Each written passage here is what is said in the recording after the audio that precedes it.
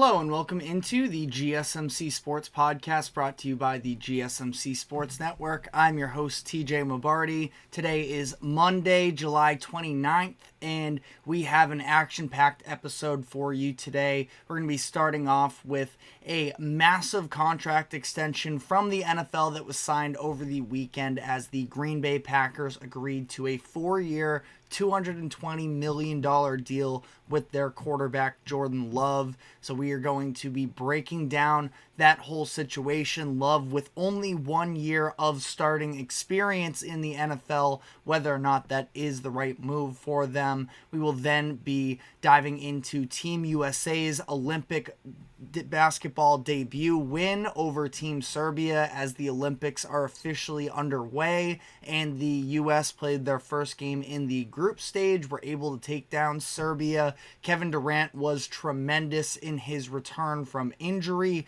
Meanwhile, Jayson Tatum played 0 minutes in that game, so we will be breaking down the entire recap of that game, and then we're going to be diving into some MLB trade deadline talks, looking at some AL East teams with the New York Yankees making a move to go and acquire Jazz Chisholm Jr. to try and be their leadoff hitter for the rest of this year and help put some more offensive firepower around Juan Soto and Aaron Judge.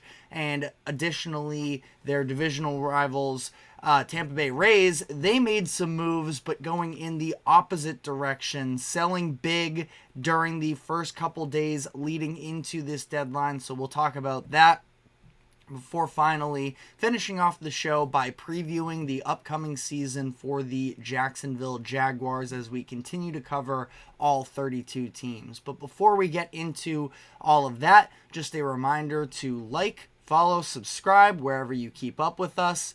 For any of our viewers, be sure to use the comment section to give us your thoughts on the latest happenings in sports as we try and make this show as interactive as possible. And if you would consider leaving a tip or donation, you can use the link that is streaming across the bottom ticker, gsmcpodcast.net.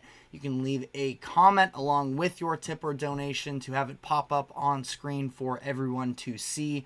Anything would be greatly appreciated there. Just on Friday, as we were recording, we saw Tua Tagovailoa get his new contract extension with the Miami Dolphins, and not long after, we saw Jordan Love sign his deal with the Green Bay Packers. 4 years, $220 million. So that's where we will be starting today, as Love is a very interesting situation here. Drafted in the first round of 2021 and spent the first 2 years of his career on the bench. And I do think that it's important to at least note that he has been in the Packers organization for already a few years. And while last season was the first year he actually got on-field game experience with the Packers, they have been evaluating him from the moment that he stepped foot in the building in 2020 when he was selected in that draft. So it's not like this is... there is still an argument to be made that this could be a flash in the pan, but what we have seen as viewers is significantly less than what's been going on behind the scenes in Green Bay for the past few years. So ultimately, when you look at the situation that's been taking place here, Jordan Love, we understood both parties, the Packers organization especially, was very optimistic that they were going to be able to work out some sort of contract extension. Love signed one last offseason where it was a very team-friendly deal, meaning that this time around he knew that he was deserving of getting his, and that's exactly what ends up happening, where he is set to make $55 million a year with this new deal, making him one of the highest paid quarterbacks in the league. A year shorter, but it is on par with the contract that Trevor Lawrence just signed with the Jacksonville Jaguars. That one with that extra year on top, making it a total of $275 million. But Still the same in terms of average annual value. It's now on par with that Joe Burrow contract that was signed as well last offseason. So Jordan Love very fairly compensated for his patience with the organization. And now it feels like the Packers are going to be kind of off and running in this new era with Jordan Love, where last year he put up some very impressive statistics: 4,159 passing yards, 32 touchdowns, 11 interceptions, and ultimately was able to lead a very young Packers team to a surprise playoff appearance and a playoff win over the Dallas Cowboys as the 7th seed. And what impressed me most about Jordan Love, and I have been praising him for, is the fact that it's not by any means that the Packers don't have talent at the receiver position. They have spent a number of draft picks over these past couple years, kind of ironically, since moving on from Aaron Rodgers, considering the fact that all he ever wanted from them, or at least publicly what he was saying, is he just wanted some stability in terms of surrounding him with other talent and from a receiver standpoint, and then they go and they take his replacement instead, specifically looking back to that 2020 draft. But since then, the Packers have been very proactive in trying to surround Love with a number of good options, where Jaden Reed was a day 2 pick within the past couple of years. Romeo Doubs, Christian Watson, Dontavian Wicks ended up being a nice surprise for them. Drafted multiple tight ends in 2023 in Luke Musgrave and Tucker Kraft. So a number of different options around Love, and he distributed the ball around very well. I just mentioned he threw for over 4,100 passing yards last season, and there wasn't a single player on his team that got 100 targets or more. The most targeted wide receiver was Romeo Doubs with 96, but it goes to show that that Love has already shown a level of maturity that has been very impactful, and I feel like has to have Packers fans very optimistic about the future. And again, in terms of the on-the-field production, this is a very big swing for the Packers, giving $55 million per year to a player that's only given you 1 season's worth of starting football. And on top of that, a $75 million signing bonus, which I believe is the highest in NFL history. That there are absolutely risks that could come with this deal, because as much as I made the argument that the Packers have had all of this internal scouting of Jordan Love, and that they have been able to assess him by themselves without necessarily any of us viewers being able to watch him as well, the same can be said to some degree that these other NFL teams that are specifically the ones that are game planning against Jordan Love, now they have a full year of film's worth on him, and they can start to more accurately game plan against Love. And I think that that's obviously something that any young quarterback goes through. We talk about the sophomore slump and how, in large part, that can become an actual thing because of the fact that other teams have a better idea of what your strengths and, more importantly, what your weaknesses are. So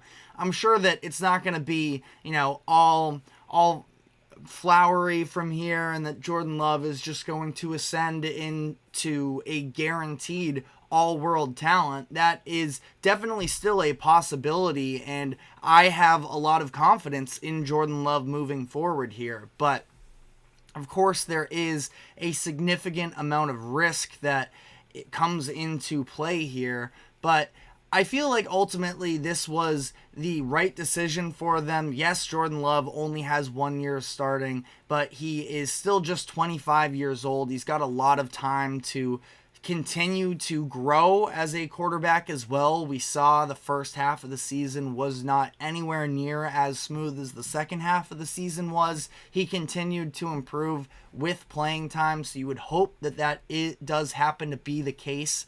And ultimately, I think that with the Packers, they don't really have all too many veteran players on their payroll that are taking up this money anyways. Now is sort of the time where they can take this type of a gamble for Jordan Love. It's not like they still have a Devontae Adams or any other major offensive playmaker that's on the books that now in turn they're going to have to part ways with. You look at the 49ers with Brock Purdy, who has been playing very good caliber quarterback play for the past couple seasons and has been making under $1 million per year annually from his contract, and he's been able to be surrounded with some elite options in Christian McCaffrey, Deebo Samuel, Brandon Ayuk, George Kittle. Once Purdy goes on to make his money, they're going to have to cut costs somewhere. We've heard extensively about the ongoing contract negotiation process between the 49ers and Brandon Ayuk, and obviously the changes are going to need to be made as the years go on here with Brock Purdy and once he gets his money. So that's not really the case here in Green Bay, where all of these weapons that he's been working with, specifically this past season, they are all on rookie contracts. So it's not like it is him getting this type of money is going to directly impact the level of skill that's around him because it is such a young team. So I stand by this deal. I do think it's also interesting to see how this plays out to some degree, considering during the 2024 NFL Draft, one of the biggest conversations was surrounding the Atlanta Falcons, who went out and paid Kirk Cousins this past offseason, giving him a new contract, and now very shortly after, just a month or so after, drafting Michael Penix Jr. in the first round with the 8th overall pick. And they were very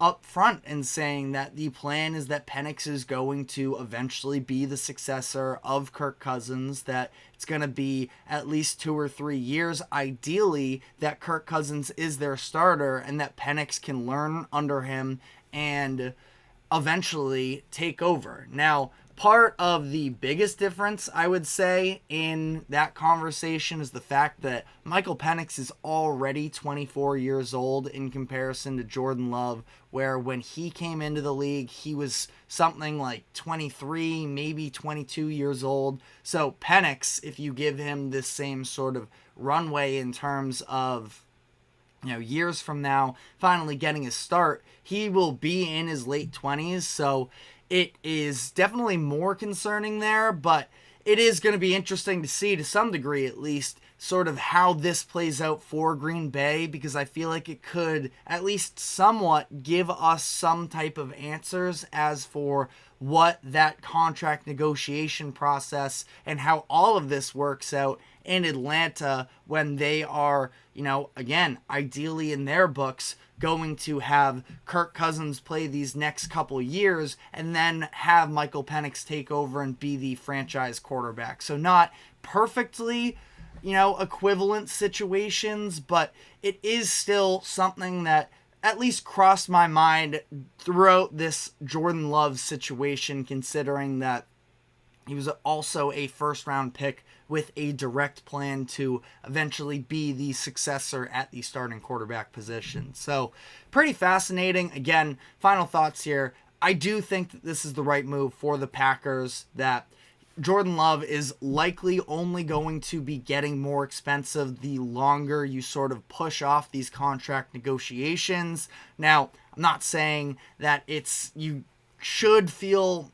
maybe great with paying him this type of money, but I think at the end of the day, it's the right decision. I trust Jordan Love to eventually be able to take over here and emerge as one of the top quarterbacks in the NFL. I feel like we're maybe a little bit premature in some of the conversations we've been having this offseason in terms of who would you pick first to build your franchise around, but Jordan Love can absolutely insert himself into the conversation definitively, I would say, this upcoming season as this is just going to be another year where, again, you're running back a lot of that same offense. You get a change in the running back room going from Aaron Jones to Josh Jacobs, which in my eyes is probably a slight upgrade, even though I am a very big fan of Aaron Jones, and seemed a little bit dirty to some degree the way the Packers went about that. Josh Jacobs is a better receiving threat in my eyes from the running back position, and that he's going to work out very well in Green Bay. So I think there's a lot of optimism to be had moving forward here.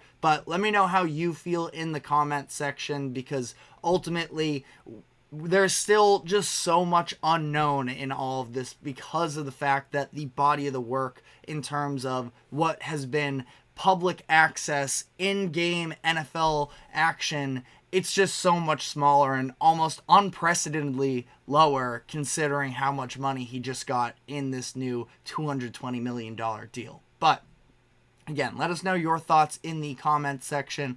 We are going to be taking our first break of the show, though, to discuss the Team USA basketball win over Team Serbia over the weekend. This was the first official game of the Olympics coming out of the exhibition games that they played. Started off in group play, and ultimately we saw Kevin Durant become the full version of what we have seen Kevin Durant be, and some controversy surrounding Steve Kerr's rotations yet again, as Jayson Tatum played 0 minutes in this game against Serbia. So we will be diving into all of that. But first, a quick break. Don't go anywhere. We will be right back.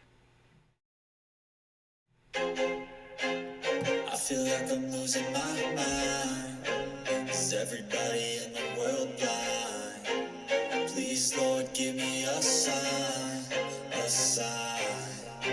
I feel like I'm losing my mind.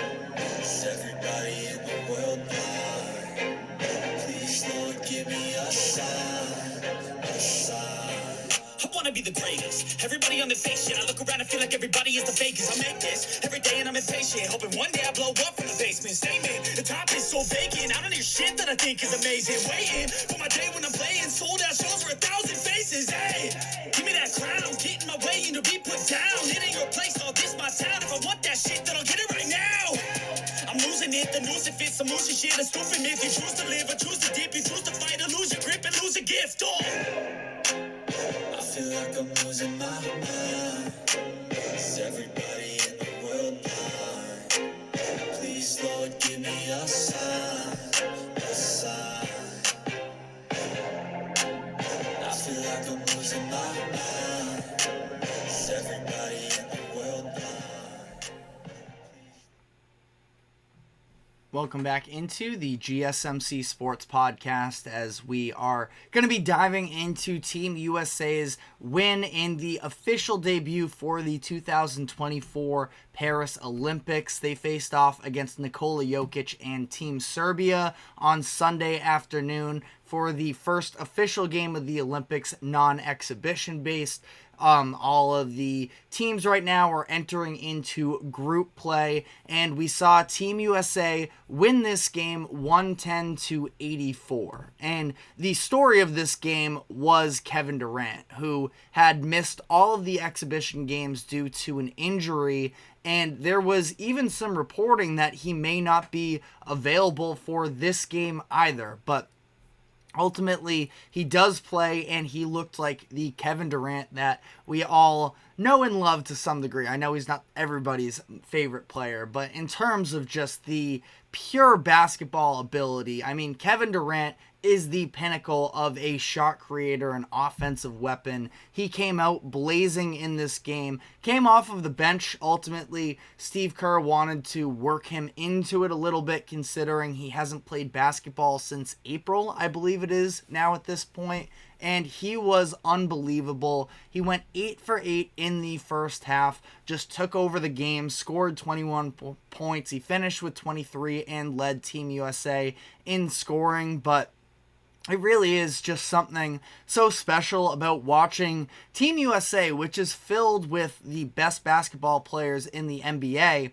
And just every time the camera panned over to them, all of them were just in complete awe of what Kevin Durant was doing. And it just goes to show, I mean, again, obviously some of his off-the-court decisions in terms of specifically looking at that move to the Warriors, Kevin Durant has also not been afraid to be a little bit outspoken on social media that makes people, not be huge fans of him. But I just think from a pure basketball standpoint, I mean, they're really, I don't think I've ever seen a pure scorer like Kevin Durant, and there's a chance we go a number of years until that happens. It's funny, I think the broadcast itself might have mentioned Victor Wembanyama, who had just played a little bit earlier in the day when France faced off in their group stage game, but Wemby hit a couple shots there where it's like, well, what in the world are you supposed to do with that combination of height and scoring ability? That's Kevin Durant, but Kevin Durant just the most refined version possible. So I know it's kind of corny to be on the appreciate greatness type of stance when it comes to watching this type of stuff, but Kevin Durant is just unbelievable. But as much as KD was great, and I do, of course, I don't want to bury what LeBron James did in this game as well. He was incredible. 21 points, 9 assists, 7 rebounds. He is obviously the full package as well and was a massive part in helping Team USA pull away in that second half, as he just shows that, age really is just a number for him, and he continues to, nobody on Team USA right now is playing better basketball than LeBron James, and it does make the who is the greatest player in the NBA conversation interesting. Now, I still feel like definitively I would take Nikola Jokic over him, and I would also say the same for Giannis.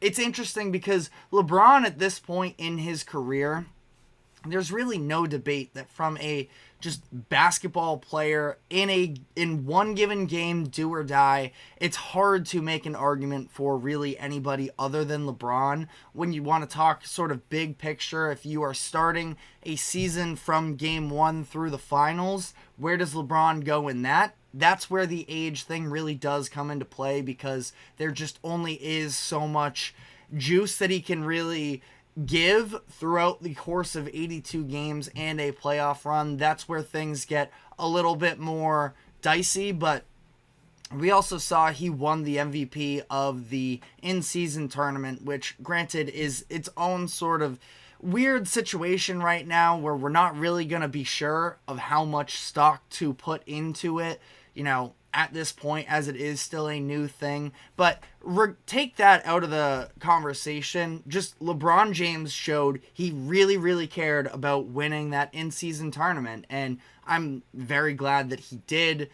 People always find something to clown on you for, but it was an important thing for LeBron, the LeBrons of the world, the Currys of the world, to be able to actually invest themselves into the tournament. Again, I'm getting too far off base here, but he was just unbelievable, and we know in these short bursts, there really is nobody like LeBron, so I did want to take a quick minute to give him some props on that. But really one of the biggest conversations that came out of this game was the fact that Jayson Tatum did not receive a single minute of play in this game, and it's going to be very interesting to monitor what his playing time looks like moving forward. Tatum, given that he's on the Celtics, that they just won the finals, that he didn't win the finals MVP, he has sort of emerged as a superstar that people have sort of been giving their share of criticism to, which I feel like for the most part is unwarranted, because Tatum hasn't really given all that much ammo to NBA fans in terms of why they should dislike him. But when you're talking about Boston and the Celtics, people are going to gravitate towards negative energy when having these types of conversations. But Tatum getting a DMP was definitely surprising to some degree. He had not been playing great during the exhibition games leading up to this point. Now, Steve Kerr said that he, quote, felt like an idiot for not playing Tatum, and that he thinks that there is going to be opportunities for him to play depending on matchups moving forward here in the Olympics. So it's definitely going to be something to monitor. But it's definitely an interesting conversation. Steve Kerr has seen his share of criticism as well in terms of the rotations up to this point.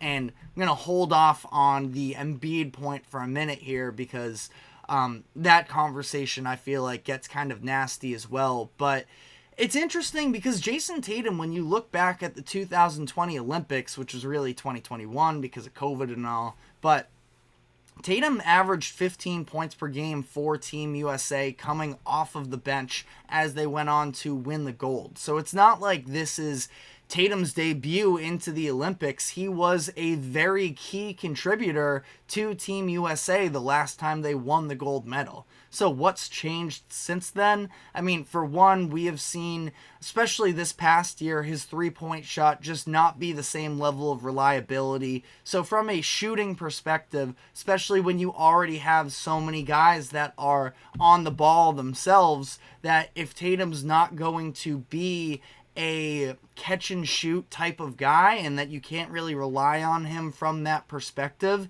it's going to inherently be harder to get him some rotational minutes. Now, that being said, you know, you look at sort of who was coming off of the bench for Team USA in this game in terms of guards, because Tyrese Halliburton also was a DNP for this. So in terms of point guards coming off of the bench, it was really just Derek White, and I'm not even sure if you consider him to be a point guard. He's not at least your prototypical point guard, and Jayson Tatum could be a primary ball handler for Team USA if that's the role they wanted to slot him into. And again, it had not looked all too coordinated with Tatum during those exhibition games, so it's not the biggest shock in the world, but for a player of Jayson Tatum's stature, this is definitely a pretty substantial storyline that's going to be surrounding Team USA for the remainder of their games. Again, we'll see. You know, I think that Tatum is a pretty malleable player in terms of he can be, you know, a primary ball handler option. He can be a playmaker, at least, you know, in terms of setting up others. That was his main role for the Celtics during their playoff run just now. He's extremely switchable on defense. We saw again in that finals run, he was basically playing the center defensively for 2 out of 4 of the rounds there, where he was guarding big guys in the Cleveland series and against Dallas when they won the finals. So I don't know. I'm going to be curious to see whether or not anything does change there. Obviously, Kevin Durant returning to play does sort of... Somebody had to get bumped out of the rotation. I just don't think all too many people were expecting it to be Tatum. But if things were to change, you would kind of have to imagine that it would be in that starting lineup and what Team USA is going to do about Joel Embiid. Because Steve Kerr has been very adamant that he is one of the main leaders on this team, and yet the struggles for him up to this point have been pretty clear, where he was the one player in this game to have a negative point differential. He was a -8 when he was on the court, granted going up against Nikola Jokic, so it was cool that we got to see that rivalry finally, because we've been deprived of it a little bit because of injuries these past couple years. But the lowest plus minus on Team USA, and I don't love plus minus as a stat, by the way, so, you know, take this with maybe a little bit of a grain of salt, but the lowest plus minus outside of Joel Embiid in this game was Devin Booker, who was a +8, and Embiid a -8 on the other end. So it was pretty obvious to anybody who was watching this game that Embiid is just not really having an impact, and that's been the story for all of these exhibition games up to this point. And it makes it that much harder for Embiid when we see the big guys that are coming off of the bench for them. Specifically, Anthony Davis has been a real star for Team USA up to this point. Bam Adebayo playing good basketball as well. And Steve Kerr has talked about how he really does prefer to run that double big lineup of AD and Bam Adebayo, but it is definitely, becoming a conversation with every game that's played, and I don't expect anything to change really there. Again, especially if Kerr is all in on having those double bigs coming off of the bench, but Embiid has just not been a good fit up to this point. He's been getting himself into foul trouble pretty consistently here, and I'm not really sure what is necessarily going to change. He is somebody that, I'm not saying it's impossible for him to play with others by any means, but he is kind of in his own world, and you can say this to some degree with Jayson Tatum, much more of a primary option than a supplementary player. And Embiid has, shown that to be the case for a number of years since he came onto the scene with Philly and really emerged as one of the best players in the world, that he's not really much of a great option when he doesn't have the ball in his hands at least from an offensive standpoint. Now, defensively, he's still an excellent player. I still kind of feel like he looks a bit hindered from maybe it's an injury standpoint on that mark, but the fit has not been seamless by any means of the imagination for Joel Embiid, and that is one area where I feel like we could, going back to that point about Jayson Tatum, if things were to change for him, I feel like Embiid's minutes would probably be the ones to see a decrease in order for things to be opened up for Tatum. It's that, or it's Derek White as well, who got the, out of the players who actually got rotational minutes in this game, Derek White was the least with 15 minutes in this game. Everybody else was at least 16. Kevin Durant was right below that 17-minute mark. But, I'm not sure we're going to see anything really change on the rotational front. And it's funny how everybody complains about this for Steve Kerr, even though the fact that the U.S. really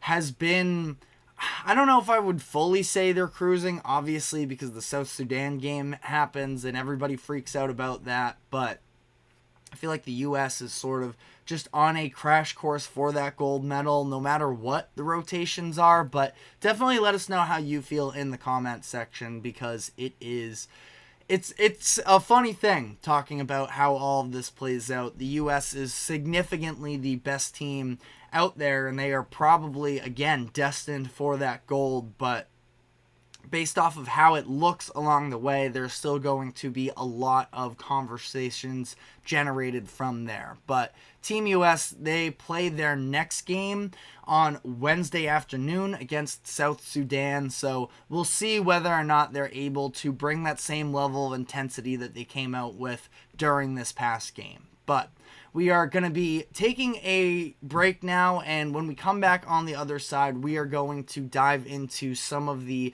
MLB trades that took place over the course of the weekend. The trade deadline now at this point is just over 24 hours away, and we are seeing an onslaught of moves. So I want to start by talking about the New York Yankees acquiring Jazz Chisholm Jr., the former All-Star, and how it plays in very well to what they need offensively, but defensively, they're still going to have to be figuring out the pieces here, and we've already heard at least one of the Yankees not be totally on board with what the vision looks like for that. So we will break down all of that, but first, our break here. Don't go anywhere. We will be right back. Looking for your daily fix of sports talk without having to pay for it? GSMC Sports Network is available on YouTube. Just search GSMC Sports Network. Get your fix of daily sports talk shows on YouTube, absolutely free. NFL, college football, NBA, MLB, MMA, UFC, fantasy football, and so much more. GSMC Sports Network has shows running all day long, with new sports shows starting every 2 hours. Just like on your favorite cable sports channel, except GSMC Sports Network is absolutely free. Just search GSMC Sports Network on YouTube to catch one of your new favorite shows, like the GSMC College Football Podcast, Chip Shot Football Podcast, Hoops and Heels Women's Sports Podcast, GSMC Basketball Podcast, and so many more. Check it out for yourself. GSMC Sports Network, now available on YouTube absolutely free. Search GSMC Sports Network on YouTube right now. Welcome back into the GSMC Sports Podcast as we are circling around the MLB trade deadline here. We saw over the weekend, of course, the MLB's most prominent franchise in the New York Yankees go out and acquire a star in Jazz Chisholm Jr., the all-star from the 2022 season. Maybe hasn't been quite as spectacular as we were anticipating while he was on his rise, but still does fill one of the biggest needs for the Yankees at this year's deadline, which was getting a leadoff hitter. We've been talking at length about the fact that the Yankees don't have all that much depth to their hitting order, and outside of Aaron Judge and Juan Soto, there really aren't too many known quantities that you can rely on. And even if Jazz's numbers have dipped a little bit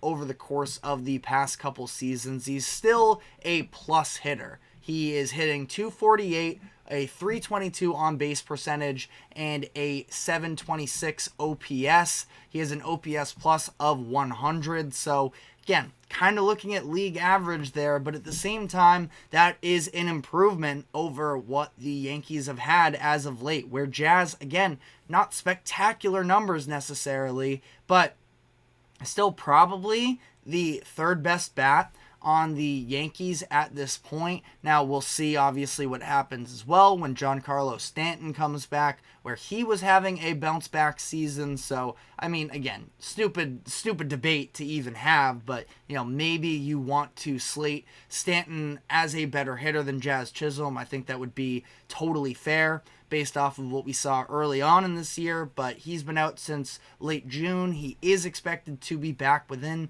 the next week or so. So definitely some good news for Yankees fans there. And again, if you can just start to sort of round out the distribution of offensive production, we saw some of these others sort of definitely this past weekend in their series win against the Red Sox. But since the All-Star break in general, I would say Game 2 of that Mets series as well, we saw some added production from the latter half of the order. And that's something that, again, Yankees fans can definitely start to build off of and feel optimistic there. So the news did officially break Saturday night, obviously, acquiring Jazz Chisholm. It costed the Yankees 3 prospects. 2 of them were in the bottom part of the top 20 in their farm system, number 19 and number 20, according to MLB.com. So overall, a pretty inexpensive deal for the Yankees to get a player of Jazz Chisholm's caliber that fits a need offensively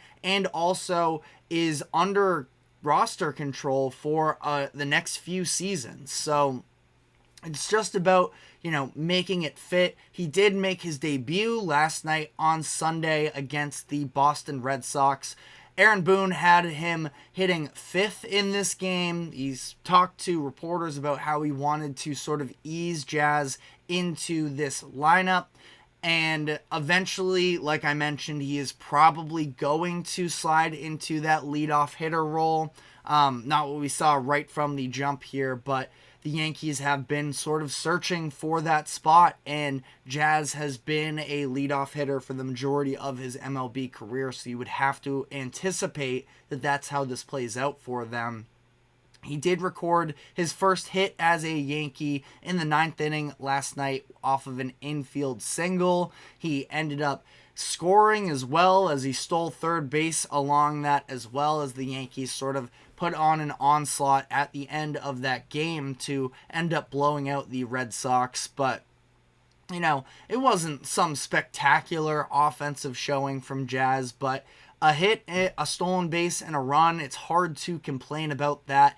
Defensively, last night they put him in center field, and this is where things start to get a little bit more complicated with this Jazz fit into the Yankees system, because there isn't necessarily a clear-cut defensive spot to slide him into. So he played center field last night, but as a result, that saw Aaron Judge in the designated hitter spot for them, which they would prefer to have open for when Giancarlo Stanton comes back, maybe even Dominguez as well, who is coming back from his injury, that you would probably want to utilize Aaron Judge being a plus outfielder. So that part was a little bit complicated. Aaron Boone has talked about the idea that we could definitely see Jazz Chisholm playing the infield. He has some experience as a middle infielder at second base and shortstop. Shortstop feels very unlikely, one considering that is not really where he's had his experience for the majority of his career, but also because that would mean that Andrew Volpe, who has only played shortstop since being called up to the majors, would be playing a new position. And at this point with Volpe, you probably don't want to mess with that all too much. He's finally back to giving you some really good production, especially from the offensive side, that I feel like they probably want to, keep things clean there and not have to have him learn a new position elsewhere. But, second base would be that other place for him to slide into. But already in the past 24 hours, their current second baseman, Gleyber Torres, was asked about the idea of whether or not he would move to third base, and he was very reluctant to even entertain that idea. He flat out said, quote, "I don't like it." And he added, "I'm a second baseman. I play second," which is definitely stubborn, to say the least there. But I also do understand that Torres is going to be an unrestricted free agent after this season, and playing in a contract year, trying to pick up a new position, I feel like of course you want to, capitalize on the team winning and everything, but Torres is heading into a year where he understands if he is going to get another big contract, it is, probably this year, where he is currently 27 years old. 27 years old, going to be turning 28 in December, and this is probably his last opportunity to go out and get a big-time contract. Now, not to say that his MLB career is coming to an end by any means, but, this is ideally when you're supposed to be hitting your prime. Torres has been having a down year, absolutely, offensively, where he's hitting a career low 237. His on-base percentage is just 313, and this is after playing the past couple years as, a plus bat for the Yankees, once a two-time All-Star as well. So I'm sure that Torres does have somewhat selfish intents from that perspective, but also when you're talking about money, I can't say I necessarily blame him either. So maybe that could mean or could lead to Jazz trying to learn a new position at third base. He is an ultra athlete, and you feel like there's definitely a good chance that he would be able to develop there. But again, that's just where that you're shuffling things up a little bit, having one or two players playing out of position possibly to accommodate all of this. But I still feel like it was a very easy decision for the most part for the Yankees to pull the trigger on this, considering that it didn't cost them all that much, that Torres, I can't imagine, is going to be on the Yankees after this season, and having roster control as well, already understanding that you're going to have to bring out the Brinks trucks if they have any chance to re-sign Juan Soto, which is obviously an ongoing conversation moving forward here with the Yankees. But Jazz, I think after this year, the vision is going to be a lot more clear as to where he ends up, specifically from a defensive perspective, that you can definitely talk yourself into, especially if they are able to retain Juan Soto, that you have ideally your two outfielders there. You have Andrew Volpe as your shortstop, who I'm maybe not quite as high on him as a lot of MLB experts are. He's a very promising player, though. Even, I think he was put in some conversation. It's almost one of those things. I feel like the media just sort of set him up for slander a little bit by putting him in some conversations as to the best shortstops in the game when it was maybe a little bit premature there. But, Volpe is another player that, still has a ton of room to grow, still has a ton of time to grow, just turned 23 years old, and you would think that he could be maybe a potential cornerstone there. You have Jason Dominguez as well, hopefully coming back for them. So the Yankees can, talk themselves into what feels like they were in a spot that they were a little bit handicapped in terms of having others outside of those top two, that Jazz can sort of be a long-term option for them. Torres sees his way out. You have two middle infielders, two outfielders there that you feel like, and Dominguez still a little bit TBD in terms of what he is going to be long term and what his fit looks like, but another bat Yankees fans can sort of get excited about in terms of what the long-term prospects looks like there. So again, I think this was the right move for them. It doesn't necessarily solidify them any more so as a championship contender, but it's a step in the right direction, absolutely. There are some kinks that need to be worked out, but this was a bit of a no-brainer move, in my opinion, for the Yankees. You saw some of the reports leading up to this as well. The idea that there were some personality conflicts about Jazz and how he fits into the Yankees. And at this point, I think that the Yankees probably need to, and this is just sort of a broad statement here. Maybe it's coming from a Red Sox fan, but I think they need to take themselves a little bit less seriously in terms of the Yankee tradition and everything. And if Jazz Chisholm's going to be a little bit louder, then it's not the worst thing in the world as long as he's producing for you on the baseball field. But let me know how you guys feel about this move. Again, I think it's a no-brainer, but it doesn't come without its lumps along the way. So, definitely be sure to give us your thoughts on this move. But also in the American League East, we saw another team, a rival of the Yankees, in the Tampa Bay Rays, decide to make some moves. But despite the fact that at the time they were a team above 500 and were in the mix for some playoff spots, and you can say still currently are at 54 and 52, that they decided to go a different direction, and they sold off a number of pieces so far. So we are going to dive into that conversation, but first a quick break. Don't go anywhere. We will be right back.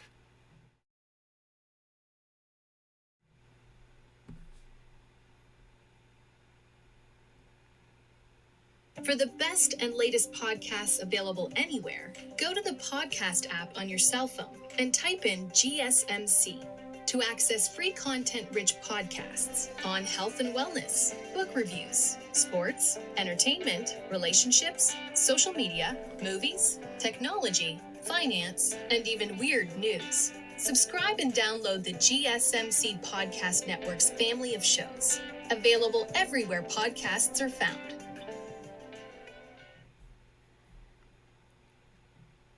On Friday afternoon, we were headed into the last segment of the show, and the plan was to talk about the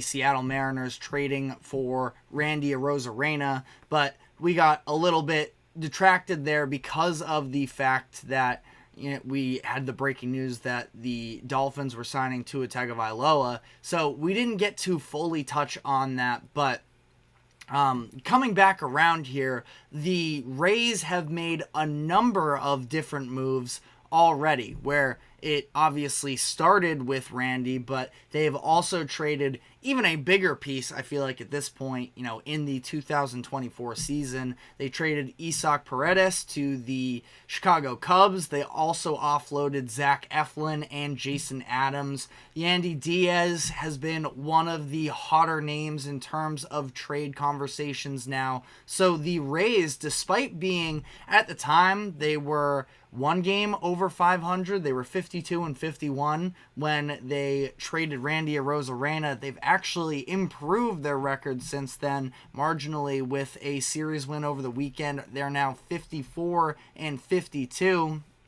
So 2 games over 500. They're still just 3 games out of that final wild card spot. So are definitely still somewhat in play for a playoff spot, but at this point, after making all of these moves, you kind of rule that out a little bit. And it is a very interesting conversation as to the Rays' the way that they are deciding to operate right now. And the reality is the Rays, I don't know if benefit is the right term, but to some degree, the Rays have already established a reputation of being a small market team that prefers to save money on the payroll and such, and that they load up their minor league system and build from there. And it's not like they're this big market team, because if the Yankees or the Red Sox or the Dodgers or one of these teams that obviously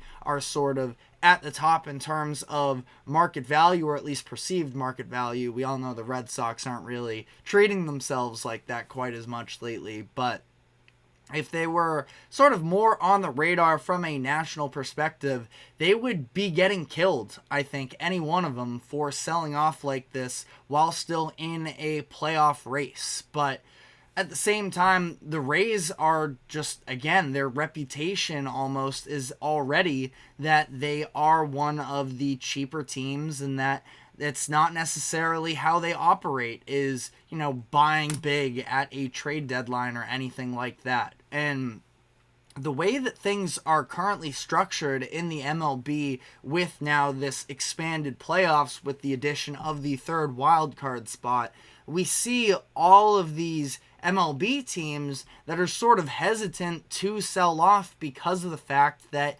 everybody sort of feels like they are in play. Like, you go across the majority of divisions in the MLB, if you are in that top 3 of, sometimes even top 4 of your division, you probably feel like you have a good chance to make the playoffs. So that's why the term that this is now a seller's market in the MLB has been so prominent. And it is pretty on par, I feel like, for the Rays to be the team that sort of takes all of that into consideration, and they are selling off. And as a result, they unload a couple former All-Stars, and they are trying to sort of retool themselves. At this point, again, they're 2 games over 500, but the Rays do have a run differential of -50. And I think it's safe to say that if the Rays were to go on any sort of a postseason run, even to make it to the ALCS, that would come as a surprise to just about everybody. So, and I'm saying this in reference to even before they made all of these deals. So it's a little bit, you can make an argument definitely that it's a little bit of a loser mentality, but the Rays did their evaluation of where they currently stand, how they feel about their team. They know that, again, despite the fact that they're 2 games over 500, they are still 4th in the division, and they just understand that the way that things are currently playing out for them, they may just be better off of sort of pressing that reset button. That's what they decided to do. And part of that deal was, the Randy Arozarena deal is one thing as well, where I thought it was a pretty decent return for the most part. For that, they got some of the top prospects from the Mariners in that deal, Aiden Smith and Brody Hopkins, with a player to be named later, but some some good upside there. I saw that Fangraphs is pretty high overall on Hopkins in terms of being an MLB level pitcher someday. So that's fair, you know. I think that as things currently stand, they're going to be two of the higher prospects in Tampa Bay. And then they make this other deal here where they send Isaac Paredes to the Cubs and get a pretty prominent prospect in Christopher Morel as well, who has gotten some, you know, MLB experience, I should say. 25 years old, definitely has shown a lot of flash in terms of being a power hitter. Believe he is currently sitting at, 18 home runs this year. He hit 26 home runs last year. So somebody that could be a nice long-term piece, and they got other pieces in that return as well, but it's definitely, again, it's a pretty raised decision for them to go out and try and sell like this when they feel like they are still at least somewhat in the mix here. But I can't say definitively it is the wrong decision where, you look at Randy and the trajectory somewhat that he's been on over the course of these past couple years.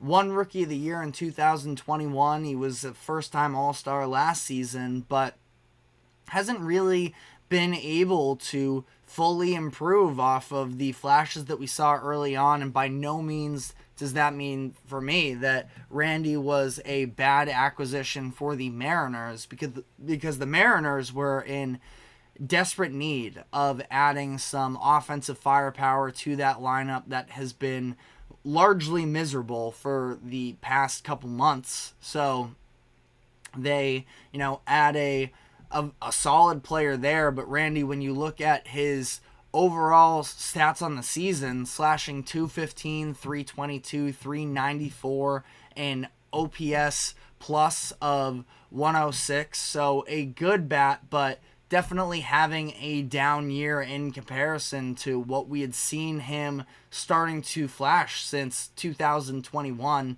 So, they sell him as he is 29 years old, and he is likely not going to be, a top bat for at least the Rays by the time they felt like they were able to retool themselves into a championship contender.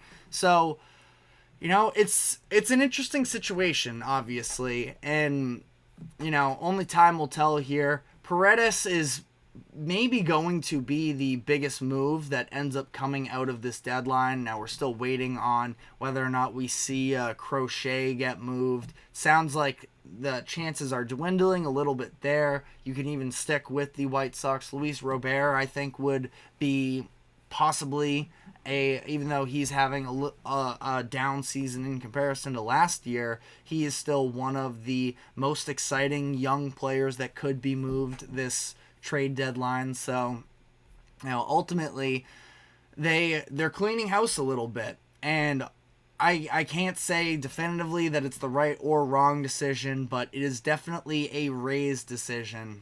So let me know in the comments section how you feel about it, because it's not necessarily a clear cut, right or wrong, I feel like, but be curious to hear what you have to say about it. But we're going to come back around to the MLB trade deadline tomorrow and probably Wednesday as well, as the deadline is 6:00 p.m. Eastern on Tuesday night. So as we record this on Monday afternoon, we still have just about, a little more than 24 hours left in this deal.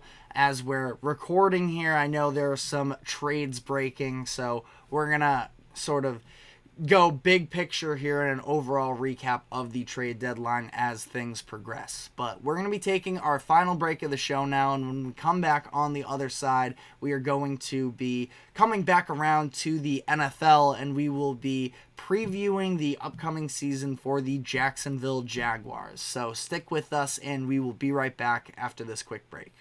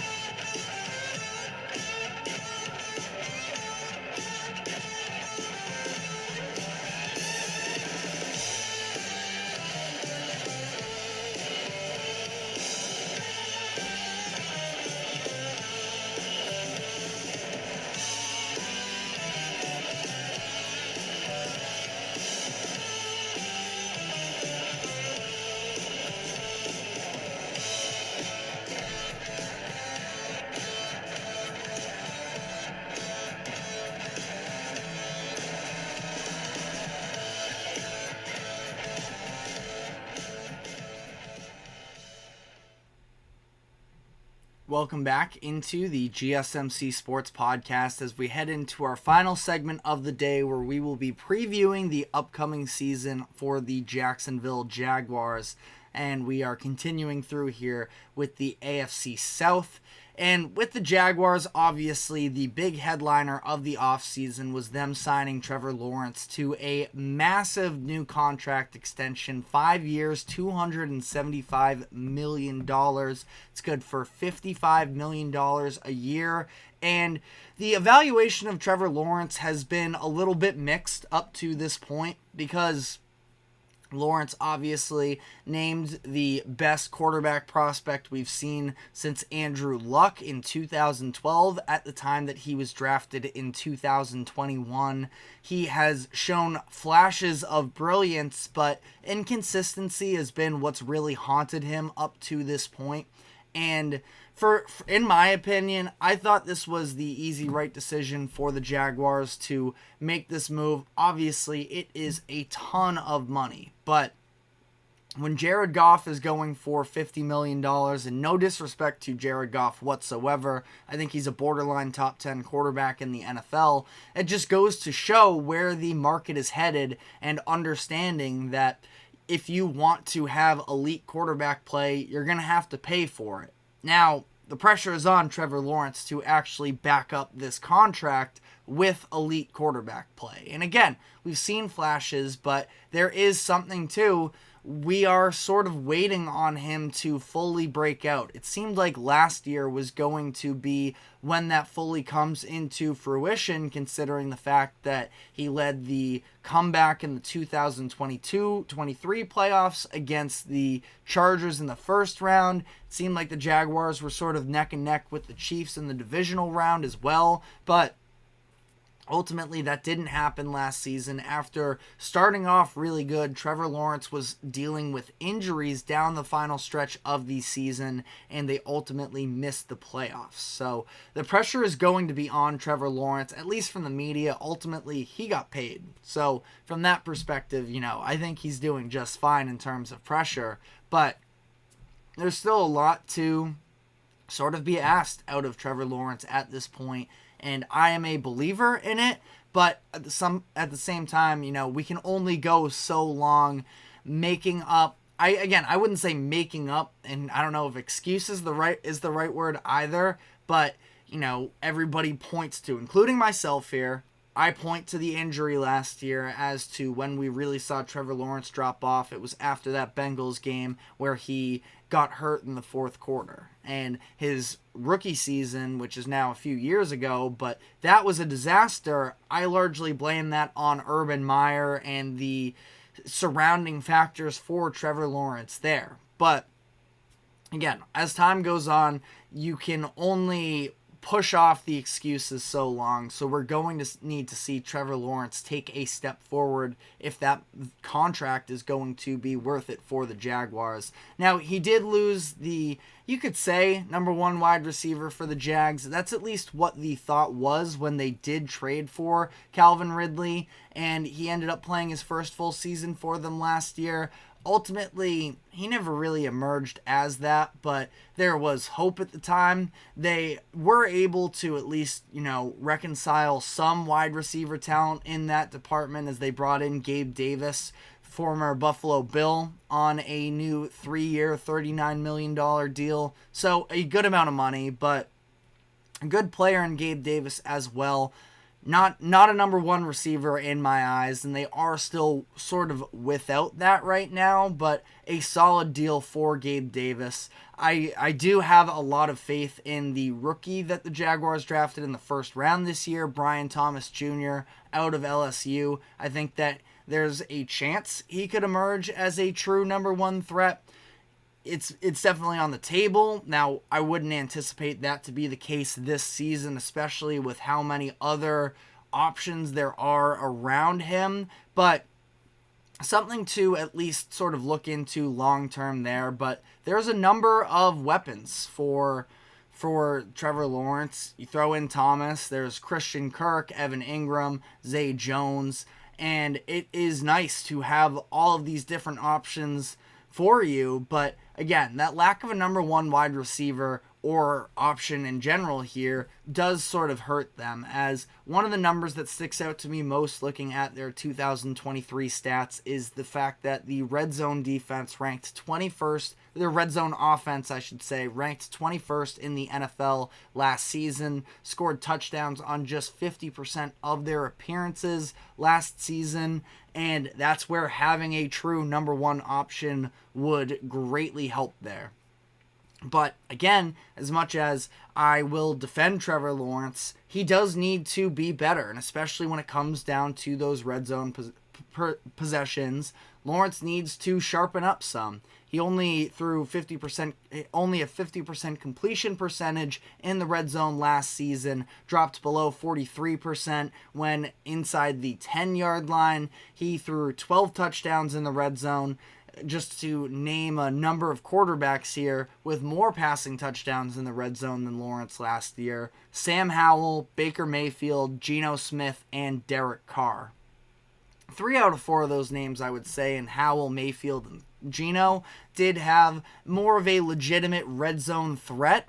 And you can go down the line: Terry McLaurin, Mike Evans, and DK Metcalf along those lines. But I think that even still, you can make the argument for the number one wide receiver, but by no means are those quarterback names that Trevor Lawrence should be really getting compared to at this point in his career. Trevor Lawrence should be surpassing them, and we see that he is still a good quarterback. I think that anybody that says Trevor Lawrence is bad isn't being serious with themselves, because Trevor Lawrence has not been bad, but the consistent greatness has not been available. But outside of Lawrence as well, the Jaguars could really benefit from seeing their run game take a step forward this season. There's a running back duo with promise in that backfield in Travis Etienne and Tank Bigsby, which, both of them drafted in the past few years. Feels like there is some upside there. I believe Etienne was even included in ESPN's poll of the top 10 running backs. He might have been an honorable mention, so don't quote me on that necessarily.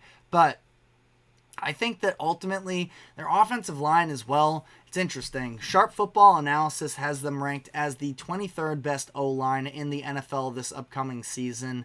I think they have a lot of solid players, and maybe it's just the name recognition that I'm clinging on to too much, but they signed Mitch Morse in free agency this past year to a 2-year deal, former center for the Buffalo Bills. They brought back Ezra Cleveland on a new contract. I believe he was a mid-season acquisition for them last year. They have multiple first-round picks and prominent names in Cam Robinson as their left tackle, Brandon Scherf as their right guard. Scherf's best days are behind him, but still a reliable player in my eyes. And if Anton Harrison develops into what the Jaguars were hoping from him when they took him in the first round of 2023, that is a good group in my eyes. But again, ranked 23rd according to Sharp Football Analysis, so they have to prove themselves as an established group, which they have not done so up to this point. Looking at their defense, I'd say that you look at the front seven, that's where their strength is. Josh Allen, who is now actually Josh Hines Allen, their first-round pick a few years ago, him and Trayvon Walker combined for 27.5 sacks last season. Unbelievable duo there, and I think that they are going to continue to get better. I'm glad that Trayvon Walker is finally sort of emerging. He was more so seen as a project player when they took him first overall in 2022, and now we're seeing those flashes of true athleticism and dominance that can be. Lining up across from Josh Allen has definitely helped him in that department, but some elite edge rushers for you there. A good linebacker duo in Devin Lloyd and Foyesade Oluokun. And then they add Eric Armstead, former 49er, into the mix by giving him a 3-year, $51 million deal in free agency this past year. So a very strong front seven in my eyes. The issue is their secondary is pretty mediocre. They brought in a couple veterans this offseason in Ronald Darby and Darnell Savage to try and help out there, but there's a number of young players that they're relying on that have not given a ton to be excited about up to this point in their careers. Specifically, they're referencing Antonio Johnson, Andre Sisco, and Tyson Campbell, who are all projected starters for the Jaguars this upcoming year. Now, the optimist in me would say that Sisco and Campbell specifically, day 2 picks in 2021, there's maybe some upside there, but unless they make those leaps this season, it is a pretty weak group overall. But looking at their schedule, middle of the pack difficulty according to Sharp Football Analysis, 14th. They have 2 primetime games, Monday Night Football against the Bills, Week 3, and Sunday Night Football against the Eagles in Week 9, both of those games taking place on the road. They are playing in London twice this year, Week 6 and Week 7 against the Bears and the Patriots, and ultimately, again, it's a middle-of-the-road schedule for them. There's a lot of wins available to them. I feel like the hardest stretch for them is going to be in the beginning of the year. You look at Miami versus Cleveland, at Buffalo, at Houston for your first 4 weeks. I would say weeks 5 and 6 are also decently difficult as well against the Colts and the Bears, but definitely a little bit more unproven in both of those opponents. But I think that ultimately if the Jaguars can get through that first stretch of the season, going through some of these other big games and head into the bye week around 500, probably, even better than 500, they'll be in a really good position. They have a lot of winnable games down the stretch. Now it's going to come down to some divisional matchups as well in that stretch. Some home games that they should be able to take advantage of. Or they should hopefully be able to, because home against the Texans, home against the Jets, and home against the Titans, those are 3 ones that they kind of have to have. Their over-under line for this season is 8.5, and I have them going over this year and winning 10 games. I feel like they were on pace to be one of the top seeds in the AFC if it weren't for Trevor Lawrence's injury last year, and here I am again sort of resulting to that ulterior reason that the Jaguars did not make the playoffs and that Trevor Lawrence didn't live up to expectations last year. But I do have faith in the offense. Again, the defense and getting into these shootouts is going to be the conversation because they can stop the run, but they don't necessarily have that run game themselves fully played out just yet. I think you can throw against the Jaguars. Trevor Lawrence needs to show why he is worth that money and outduel some of these opposing quarterbacks, which I do think is on the table. But just looking at how that compares to where we are at on these season predictions, I have them 10-7. Same 3 teams are going to be in the mix again next year in the AFC South with the Texans and the Colts. It's going to be very contentious there at the top, and I think that more than likely we see probably 1, maybe 2 of these teams ultimately come out of the regular season into the playoffs, and I think the Jaguars can do it, but again, it's going to be very much on the shoulders of Trevor Lawrence. For whatever it's worth, just because I haven't mentioned his name yet, I do think that head coach Doug Peterson also does have something to prove as well here. Everybody, including myself, was praising him after the turnaround that we saw from year 1 to year 2 in terms of Trevor Lawrence. 2021, his rookie season with Urban Meyer, a disaster. Year 2, Doug Peterson takes over, has them go on this run down the stretch of the season, and they make the playoffs, win a playoff game.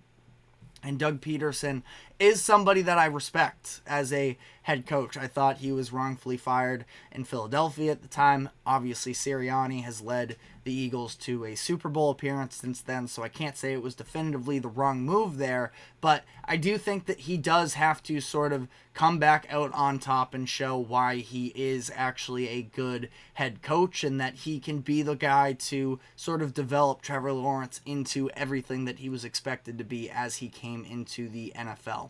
But Let me know what your expectations are for the Jaguars this season. That is all we have time for today. Thank you very much for tuning into the GSMC Sports Podcast. Thank you to the GSMC Sports Network for allowing us to host this show.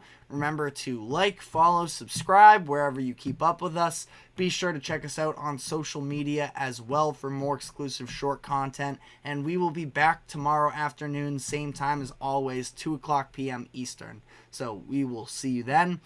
Have a great day and take care.